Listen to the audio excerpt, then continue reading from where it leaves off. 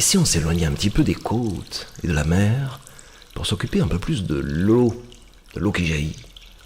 À l'intérieur des terres, loin des côtes, on rencontre l'eau de plusieurs manières, comme boisson ou comme pluie, comme fleuve ou comme fontaine. Une fontaine peut être une image, l'image d'une nouvelle vie qui commence ou du début d'une nouvelle tranche de vie.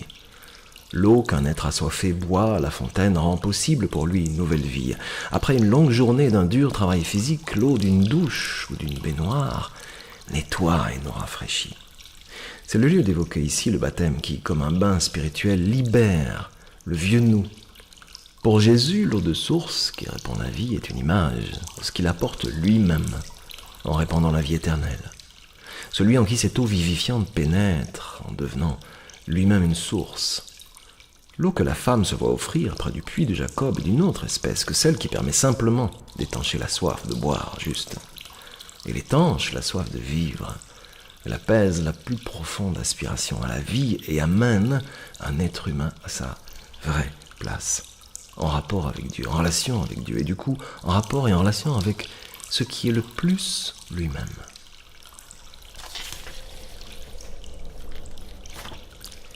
Les pharisiens entendirent raconter que Jésus faisait et baptisait plus de disciples que Jean. En réalité, Jésus lui-même ne baptisait personne, c'était ses disciples qui baptisaient. Quand Jésus apprit ce que l'on racontait, il quitta la Judée et retourna en Galilée. Pour y aller, il devait traverser la Samarie. Il arriva près d'une localité de Samarie appelée Sichar, qui est proche du champ que Jacob avait donné à son fils Joseph. Là se trouvait le puits de Jacob. Jésus, fatigué du voyage, s'assit au bord du puits. Il était environ midi.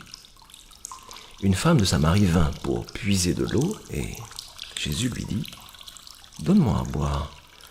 Ses disciples étaient allés à la ville acheter de quoi manger. La femme samaritaine dit à Jésus « Mais tu es juif, comment oses-tu donc me demander à boire, à moi, une samaritaine ?» En effet, les juifs n'ont pas de relation avec les samaritains. Jésus lui répondit « Si tu connaissais ce que Dieu donne, et qui est celui qui te demande à boire ? C'est toi qui lui aurais demandé de l'eau, et il t'aurait donné de l'eau vive. » La femme répliqua « Maître, tu n'as pas de seau, et le puits est profond. Comment pourrais-tu avoir cette eau vive ? Notre ancêtre Jacob nous a donné ce puits. Il a bu lui-même de son eau, l'eau du puits. Ses fils et ses troupeaux ont bu aussi de l'eau de ce puits. Penses-tu être plus grand que Jacob ? » Jésus lui répondit « Quiconque boit de cette eau aura de nouveau soif.